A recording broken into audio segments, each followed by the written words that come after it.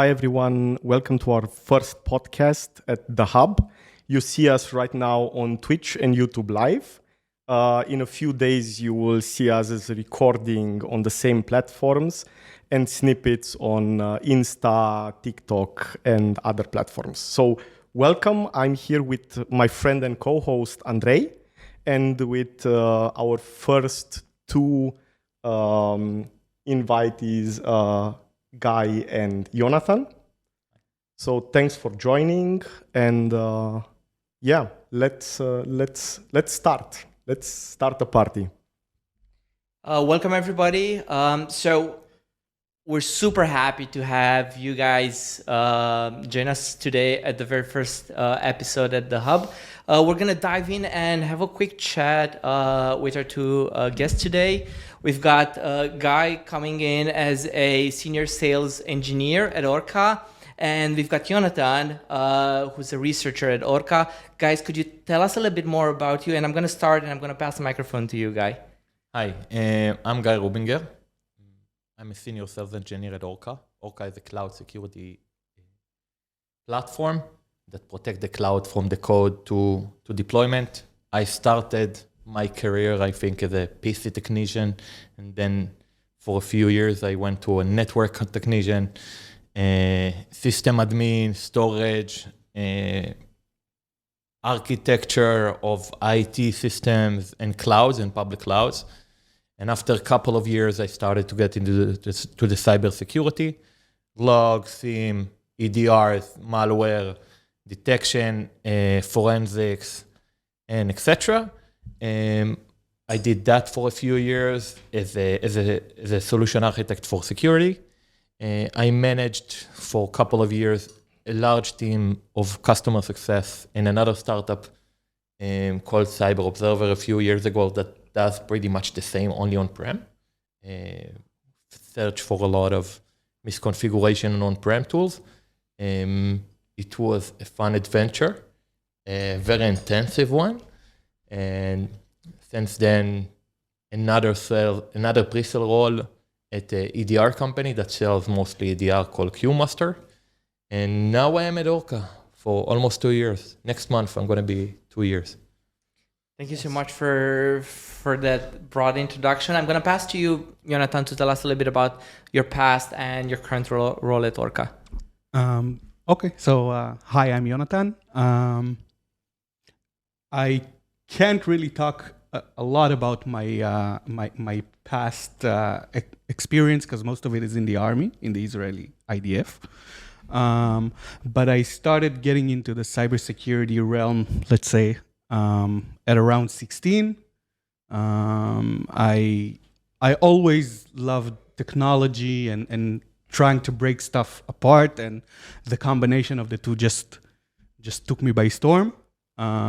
So after about 5 years in the army, I joined Orca, and I'm on my second year there. Nice. So let's address the elephant in the room. What does a cloud researcher do? Oh, that's a good question.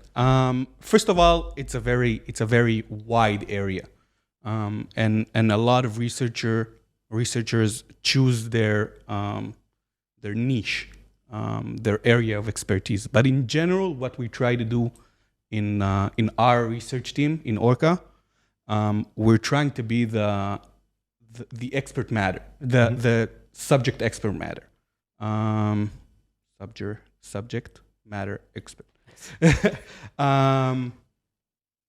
So whenever there's a new initiative in Orca, we are the expert when it comes to cybersecurity content. Mm-hmm. That means we're trying always to learn about our niche and new techniques and think like a hacker in our specific area. But is it also kind of an executional part, like doing proof of concepts, things like this? For sure.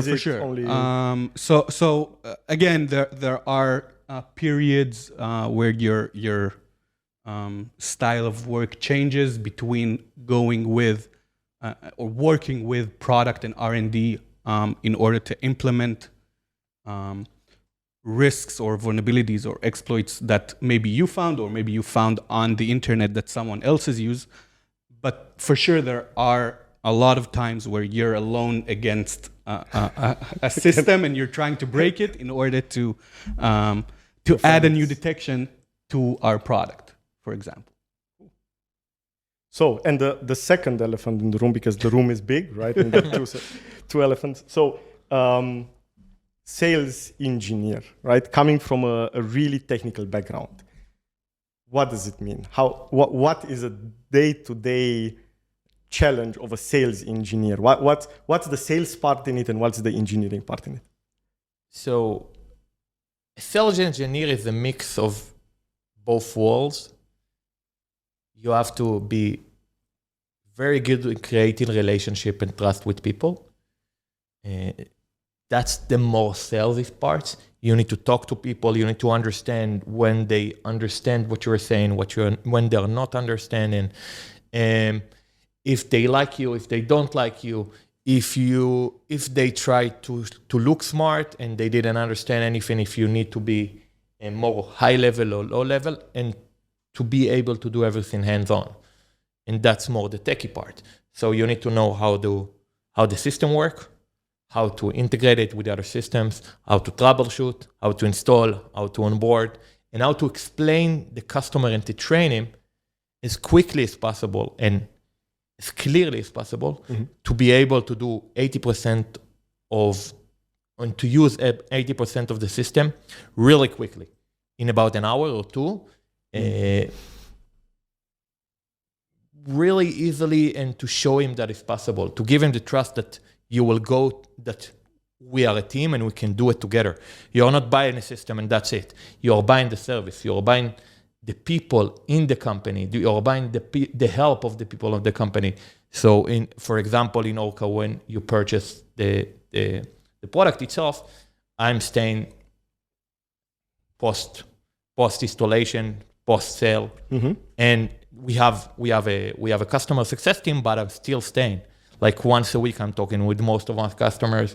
I'm checking when they have issues. I'm fixing it with them. Most of them are still sending me tickets and alerts and the stuff they want me to escalate or to check myself together with them, or to build a strategy how to deploy the system in a very wide organization, or to a specific use case.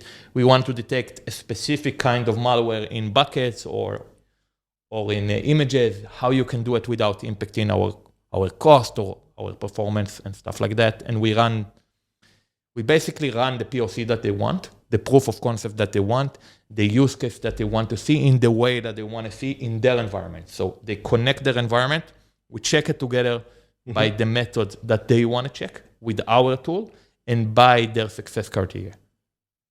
Nice. That makes sense? Yeah, sure. I mean, yes, it's you know, when you hear these kind of jobs, stay and listen, you think to yourself, like, these are exactly the things that we lack. Like, we are more focused on execution when we look around, right? We are more focused on doing things on results than moving and growing forward. And it's like refreshing always to hear people, unfortunately from outside, right? But to hear these kind of jobs that broaden a little bit our area when we talk about tech. I'm super curious because I do have a tech background, but I'm just gonna leave the tech background to Raul, and I'm curious.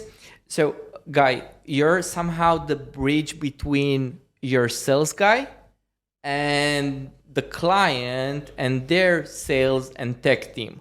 So you somehow have to deliver on the promises of your sales guy. How do you team up in that, and how do you adapt whatever you're offering in terms of technology to whatever your sales teammate promises? And did you have, and with that in mind, if you had any kind of challenges of getting something promised and getting to deliver on that without having that thing maybe ready or maybe in something that you could offer? So you mentioned the elephant in the room. That's usually the more challenging part of the role. A lot of times, the sales engineer is main challenges is to bridge between promises and reality. A lot of time we need to think about how they promise the system to be and to tell the truth in a way that the customer will understand what we have and what exactly we have and how we can do it with his tool and with his integration so we can get the best result possible. And I think the best way to do it is actually to do it with him, to let him see with his eyes, to let it test with his eyes and with his hand, so we can check exactly how the response looks like, how the product looks like, what he gets when he asks this query, because I don't want to describe it in words, because a lot of time when I can describe something to you and you can understand something else, my apple is not your apple. And a lot of time I want the customer to test it and to try it, and I don't want it to fit him all the answer. I want to give him a small and short description of how it's going to look. And when he tests it, it's going to create a bit more of the wow effect, because I'm going to tell him this is going to work, this is partially going to work, and this is going to work in a different manner that you think. And let's do it together and you can see it. And I think that's the best way to build trust.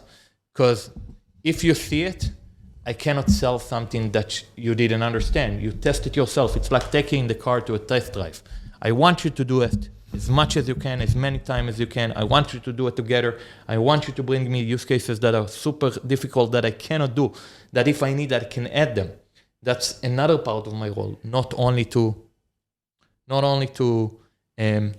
bridge between the sales and the technical teams, is sometimes to go to product and to researchers and to tell them, listen, I got a use case of a malware or lateral movement or specific attack that we saw in a customer and you want to get more details about it, or you want to get additional information about it in product, or the way that you want to see it. You want to be able to filter in a different way. You want automation rules. You want connection with other systems, so it can be much easier for him to take the data, to ingest it, to analyze it, and then use it differently.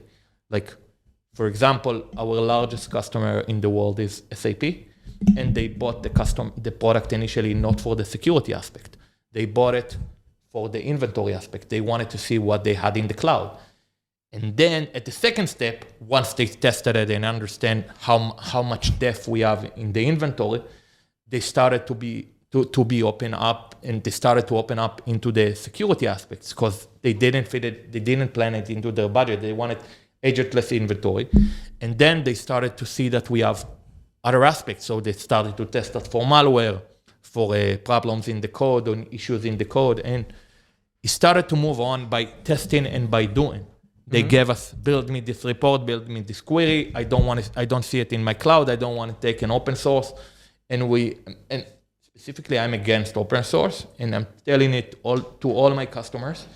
And I usually say the same thing. If you are not a security company, don't use open source, because you don't want it to turn into your business. You don't want to focus on improving, testing, and that's what I told them.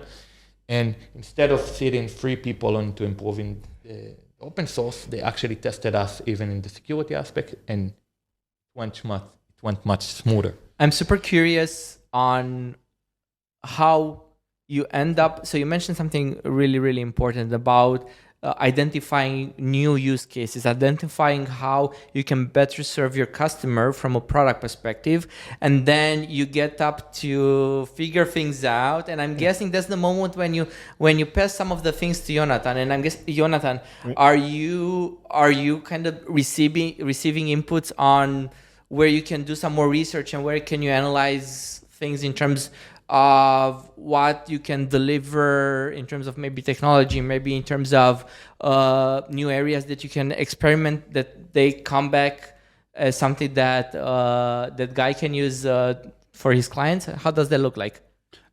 So first of all, to shortly answer, yes, there is a lot of interaction between product and pre-sales and customer success and support and the research department. We're trying to get feedback and input from everyone. For example, one of our research papers we're doing annually, I think.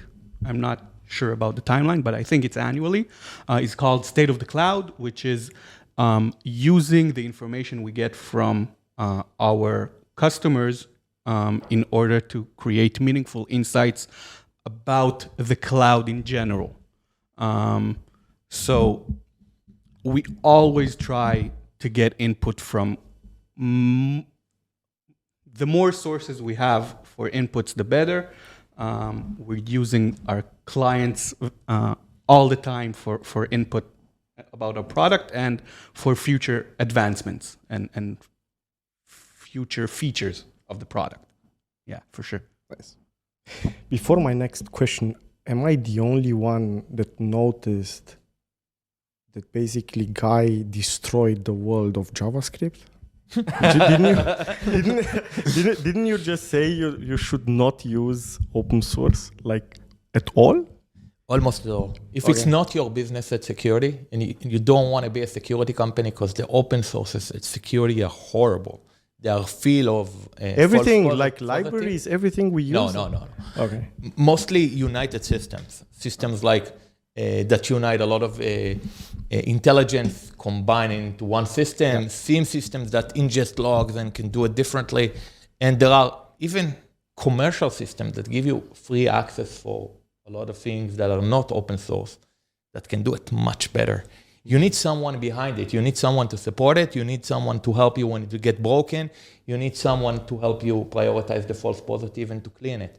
Because eventually we have a couple of tens of guys like him that actually clean up all the false positives that we get and research our own vulnerability and research our own method. So eventually a customer doesn't have to work in security. We don't want it to sit all day and to say, oh, is this true? Is this not true? How can I check it? Do I need to go to my security architect to check my 2 million vulnerability? If that one works, if that one is true, I'm not sure. Where do I start? So that's why you buy a system. That's why you even use some of the commercial free versions one that I think are much better than most of, I don't want to say all, but there are some really good open source tools for another use cases. But I think in the cloud CSPM and cloud security aspects, they're, from what I know, are not good enough today. Got it. I don't know all of them, I have to say. I know you cannot know all of it. But most, right?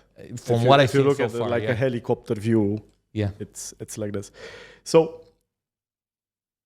the second thing I noticed was the fact that you said SAP is our customer, right? And the world is built on SAP, so everybody is a customer of SAP. So it's a strong statement to say SAP is our customer, which is awesome.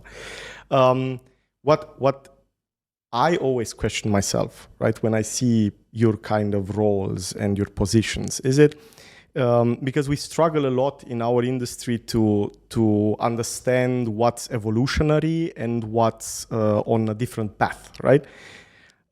So when you talk about your roles, and it's basically a question to both of you, is it kind of an evolutionary role where you say you always step forward and you get to this, or you need to just go on another path at some point, right?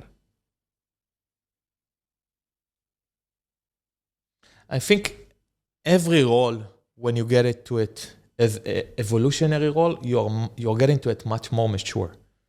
Because you manage to see a lot more aspects of the network and the security of the development phases of the continuous testing. So as you see more and more, you get a broader perspective and you can actually provide more value into the role itself. You can start tomorrow and to be not an architect, but you can be a researcher or even a pre-sale in most cases, because in most cases, you only need to know the product that you sell.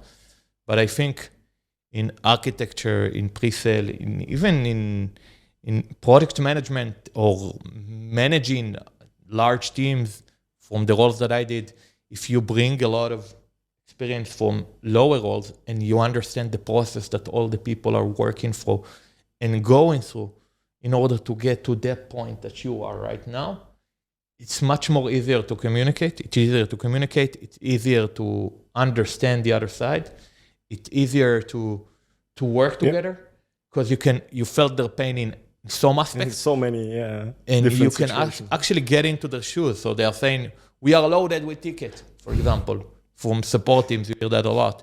Yeah. We are flooded. We don't have any time to do anything else. So you can help them prioritize. I don't need that now. I need that in a month. Let's understand how much time this will take, and then prioritize if it can be critical, if we can do it today. If not, it's not relevant. Or stuff like that. We can make the discussion more meaningful and more helpful towards the target that we have. I'm really curious. I'm going to barge in because I have a question on that. Do you think that this role that you just mentioned earlier, would it come in the attribution on each and everyone's background once they are mature enough in their role, or would you have, let's say, one person to be able to solve these kinds of disputes and somehow prioritize the entire scene for everybody? So is it something that everybody should do, or is it one? I think you should have a mix of them all. For example, in Orca, which is something that I really like, we have someone like that. We have someone that's called Oren, that his role is under the CEO. He only takes direction from the CEO. And his role is to communicate between sales and development teams if we didn't communicate it clearly enough, the needs, the prioritization, or the noise, or how fast it should be. And the other hand, you need other people with mixed set of skills, so you can get other perspective on a task, or you want to get a lot of people from different backgrounds, so you can think about a problem in a different aspect. So you can think about a solution that you will never think about it with your own background, with your own skill, with your own culture, from your own country and family and friends. So I think the mix is much better. I would like to come back and expand a little on Guy's answer. I think in the research department, I think every role of a researcher is evolutionary. I think everyone brings to research their background, their experience from the past. That's my 2 cents. And I think in sales, it's helped much more, because a lot of time I have to talk with the people that in some phase I did the same task that they did in some way. Not all of them. I wasn't developer ever. I wasn't DevOps, but when you play with it, even yourself, I did a lot of IT, I did a lot of architecture, I did a lot of professional services, installing, configuring, fixing, and stuff like that. A lot of security. So when I talk with security person and he tell me I'm overloaded with tasks, I don't know how to start. So I actually start the conversation of, I can understand it. Let's think a way of prioritizing. Leave Orca. Leave the product right now. Let's understand, how do you prioritize in your own organization? How do you how do you start the thought of what is more important? How do you map it? How do you map the risk? How do you start to think bigger? Don't think about only your job. Yeah. You are a security engineer, you're responsible for DOS system, but how this system affect other systems? What happens if this system crashes? How it affects the business? And I explain it to most of the engineers. That's the way to sell your idea and to get the resources that you need. It's not only saying, oh, it's going to crash and it's not going to work. It's going to crash, it's not going to work. We're going to lose 100K for a week, or divide it into a day. It's going to affect 500 teams or 500 or 5 other applications. And you're going to have 200 people that cannot work quarter of the day. And there are a lot of other ways to sell and to get the resources that you need. So I think this is some of the aspects that a lot of people don't expect to get from external companies, but when you work it together and when you build a strategy, even how to push even your product, the product that you sell, that you want to promote, and you want to help the customer to understand the value and how it can help him, this is part of the problem, how to sell it internally. Right. For sure they do not expect that, right? That's out of discussion. I actually had a thing to build on that, because I'm curious if from your perspective, Guy, is there actually a difference when I'm a company building my own product, or if I'm a company offering services to other clients? If there's a difference between these in terms of mindset, in terms of how do we end up building the final product, and if yes, what would you think that difference looks like? So are you your own customer basically? Yeah.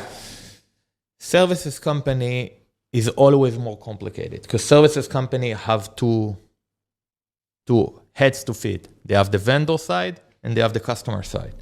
So they need to make sure that the vendor that they sell his product is happy enough with their performance and the services, and it can be the support, the amount of the product that they sell, and the customer need to be happy with the product or the service or the combination of the product and the service that they sell together in order to pay the premium that the service provider, the service company actually offer. In software companies, it's much more different. I feel like in software company, you have much narrow responsibility regarding service, but you represent the entire product. Like if something it's not working, it's not Orca, it's you a lot of time. They blame you, they blame the SE, they blame the customer success. You represent the company. You are the downfall and you are the rise of the company. When it's work, it's your success. When it doesn't work, it's our failure, but it's actually your failure. In service company, they can always blame someone else, but in service company, it's much harder. Because in service company, in order to get the value that the customer expect, they have to be extraordinary. They have to be much better than the others. Not only installing and configuring. The other companies can do that they have to be able to look at the bigger picture, to integrate it with other systems, to build the entire flow, the automation, how to fix it, how to manage the ticket. Everything combining and to see the flow and to see the flows, and they actually need to build a much deeper trust with the customer. So you can trust them and they can explain every recommendation that they give. In a software company, you need to show that it's work. You need to show that it fit their expectation, and you need to give a good service. And that's mostly it. Service company, it's never-ending chase. Like I think service companies are much harder job in that aspect. I worked in service company for 6 or 7 years. It's completely different margin-wise, people-wise, the amount of resources you have, the amount of people that you can get help from, and the type of help. In service companies, it's much more service-oriented, how to install, how to fix, how to configure. In vendor, it's much more, let's think about it differently, let's maybe rebuild it, maybe add a new feature, maybe restructure it. Let's see what the customer is saying. Maybe he's right and we're making the mistake. Maybe because we are not perfect. We do a lot of mistakes. Not everything always works. Not everything is amazing. Not everything is excellent. That we need to cut out, right? From the No. That's what we will cut out from the recording, right? After almost 20 years in this industry, if you will find a vendor that tell you that he don't have bugs, that he don't have problems, he's lying. It's just not saying it. And that's the way to lose trust, by the way. If you're saying everything is perfect, that's how you get divorced. There are problems, you need to fix with them, you need to work with them together with the customer, you need to show them that we are together in this journey. You are not there alone, we are here for you, we'll add what you need. It will take sometimes more time than you expect, but we do it together. We will update you on your way. We will work together to find the solution that you need. If we need to add things, we will add things. If we need to add feature, we will add feature. If we need to change some specifically for you, we will do it. But we are not perfect. I don't think I worked in a company, I worked in the SOS system in the past, 40,000 workers, 10,000 developers, and we always had bugs. Always breaking bugs, two to three releases a year. And during the year, we had like 15 releases of fixing bugs, breaking software bugs. So everyone has it. It doesn't matter how big you are. As bigger you are, it's much more difficult because you have millions of lines of codes and not hundreds of thousands of thousands. When you get to the millions, it's much harder to maintain without breaking. And I think once you work in this industry a lot of years, you understand that there is no perfect solution. There is no perfect software. You will always have issues and it will not be perfect, but you have to fight the 80-20. That's what I believe. 80% of your needs with the right people on the other side that will help you, it's a perfect fit. Yeah. Just to change a little bit the topic, but to continue on like the whole idea of service companies, and how does your team look like for both of you? Are you across multiple countries? Is it a local team? How many people do you have in your team? How does it look? Do you have, if the team is like global, do you have like certain hotspots where the teams are located or sub-teams, or are you all over the place and everybody's remote? And to follow up that question, I'm really interested if you can do research now with the whole work from home paradigm. So the research team is actually in Orca is actually divided into two sub teams that are focused on different products in Orca. But overall, our research team is, I think, 12 employees.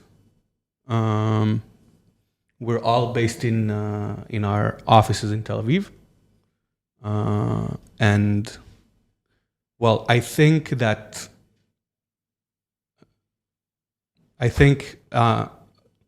most of our power is actually working together and not separately, everyone in their home. Also, we talked about the evolutionary, the evolution type of the role. The role.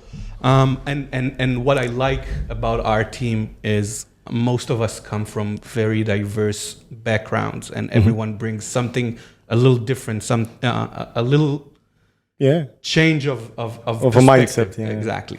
And I think that what makes it work. So I think we decided together, or we decided eventually at some point at Orca that we're focusing our research department in Israel, but we are trying to get as many perspectives from as many places as we can. That's the input part from every source we can get. That's the same mentality, getting different perspectives and different inputs from wherever we can. So you're a SWAT team, just to make an analogy with the army, right? So you're a SWAT team and everybody has his own specialty, right? If you say so, yeah.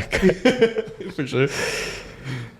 I will give you a bit of wider perspective. Orca is a company that is 4 years old. We have around 500 workers, 510, something like that, 500 plus minus, depending on the switch and the addition of people. From what I remember, is about 70% of them are developers. All the rest are sales, marketing, SDR, and stuff surrounded it, evangelism and management. In the SC team, where I think South America, North America, Europe, APAC, in Japan, in Singapore, in India, in Australia, South Africa, in Israel, in the Nordics. We are across the world. We are 27 people, 28, I think, from what I remember.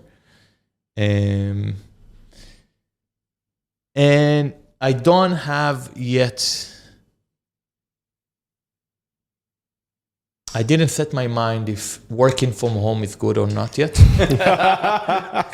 Hot topic is like because there are a lot of advantages of getting to the office, talking to the people, making items and missions and tasks moving really quickly, where you can get everyone to one room and making sure everything happen, and you can fix every issue and every politics, and you can move it aside really quickly. But on the other side, a lot of people have other, let's call it life. They want to work at the times that are more comfortable for them. They have their own kids, they have their own dogs, and sometimes they like to do the work at the evening and not the night. And this flexibility, I think, on one side make us work more, which is really bad because we feel bad and then we do all of our tasks at night. But on the other side, we sit alone, basically. You're alone in front of a camera and it's not fun. I'm missing the old days, like I'm talking like I'm really old, but before the COVID, 4 years ago, that we fly to every customer. I heard legends. Yeah. Before there are still legends about before with my COVID. Own eyes. Yeah, I liked it. I like to fly to a customer, sit with them on a lunch or a dinner to talk about him, about the technology, about the security, about their life, and everything, and to get to know them, because behind cameras, behind screen, it's much more difficult to create human connections, I feel. And I think that's one of the ways that we can get really depressed eventually, because if you don't meet people, you like making yourself dying slowly, and you're not developing, because people is the only thing that change in a rapid pace more than technology, and it's completely unpredicted.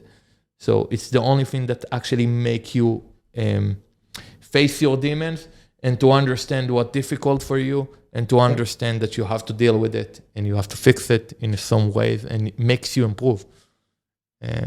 So I still don't have a settled decision on what I think about it, on working from home, if it's better or not.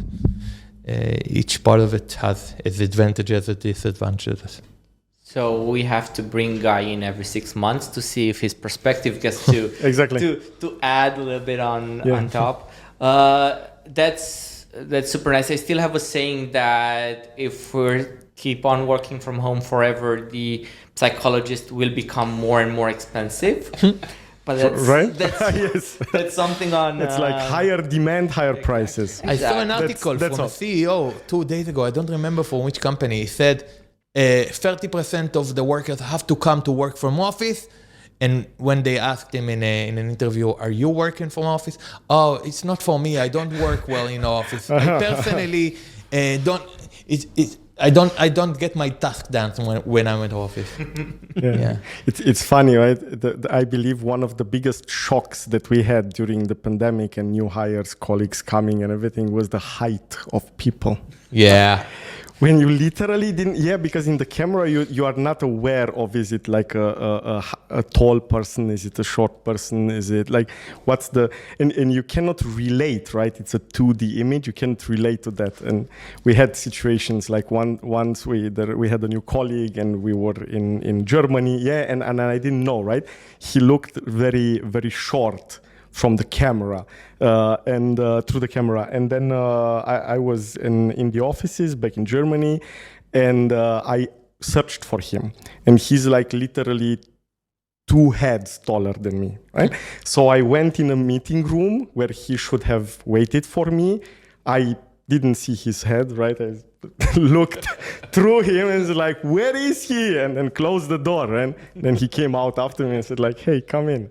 Because you're not, you lose this kind of perception, like to talk to people, to have. A year and a half ago, I went to a QBR first time at Orca, and it was October, and it was really cold, and everything was a bit foggy. And I never met anyone before from the team in Europe and some of the US and my managers and all of them. And I went in late, and I'm getting into the room, and everyone was sitting. And then I'm a pretty tall guy. I'm 179 centimeters. So everyone was sitting. We were taking a break, and everyone just stood up. And I was realizing that I'm the second shortest guy in the room. And it's never happened to me. Everyone was huge. When you will see Eric, my sales guy, you will see he's a head taller than me. Like everyone there are huge, are sizable. And I would feel like a little girl and everyone was covering me. And at one point, someone asked, where is Guy? Because someone stand in front of me and they couldn't see me. And I felt like I told it to my wife. I feel like the smallest girl here. It cannot be. What happened here? What are they eating? Wow. Yeah, it was a good time.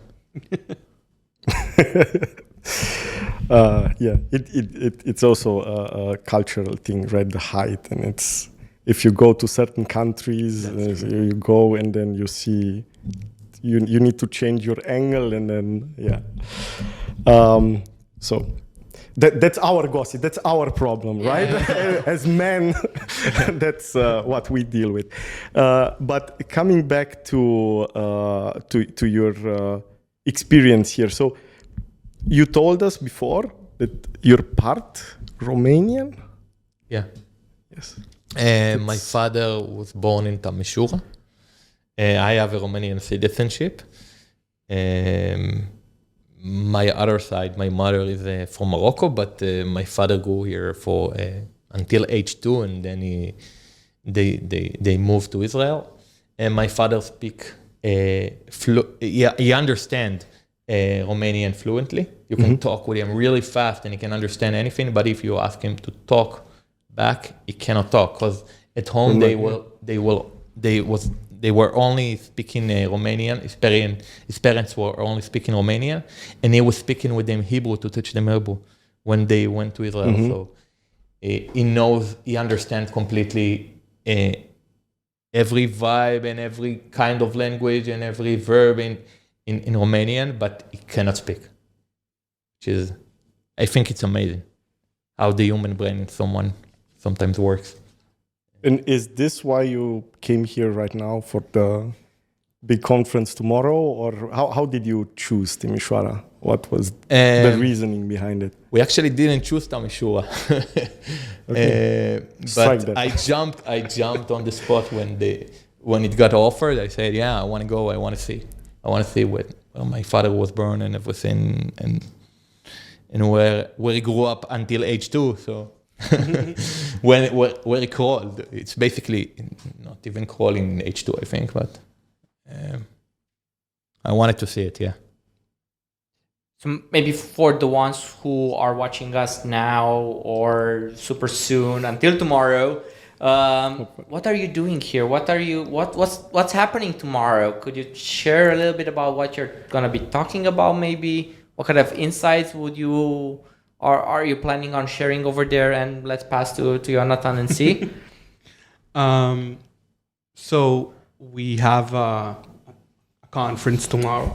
I'm going to give a lecture, a talk about Kubernetes security. That's my niche in the research team. We're going to talk a little bit about cybersecurity attacks in general and the general flow, and then we're gonna deep dive into Kubernetes attacks and cyber attacks, and we're going to see a demo of an actual attack and how Orca can actually detect and help you identify the risks even before the attack happens. So you made now an upsell with this spoiler. Like how many people are planned? Like 100, right? Yep. Right now. 100 were registered. Yeah. So now with this spoiler, it will go up to 150 for sure. We're gonna have a queue outside. Right. Yeah. We need to organize chairs. More the merrier. What about you, Guy? What are you planning on covering tomorrow? I'm gonna talk about how Orca can help the customer. What are we doing as a product? What are we defending? Which risk can we detect in the cloud? How are we doing it? How is the pattern is working? How the agentless pattern working? How it was developed? How you connect it to the cloud? What we can detect? What we can protect? And how you can solve it? an overview of the issues in the cloud and how to fix them, and a demo of a system live to see everything that I'm going to talk about going to be on the system, in the system. Awesome. 2 demos at the same time. Oh my God. So tomorrow it will be a really hardcore day, right? We hope Hopefully it's not too much, but It all depends on you. You are everything. You are the center. Yes, you're... I told you, you're going to be a superstar in oh my Romania. God. Of course. We set the scene right now, and tomorrow you're like... No pressure. no pressure, right? Now with the 250 that will come, it's awesome. So, thanks, guys.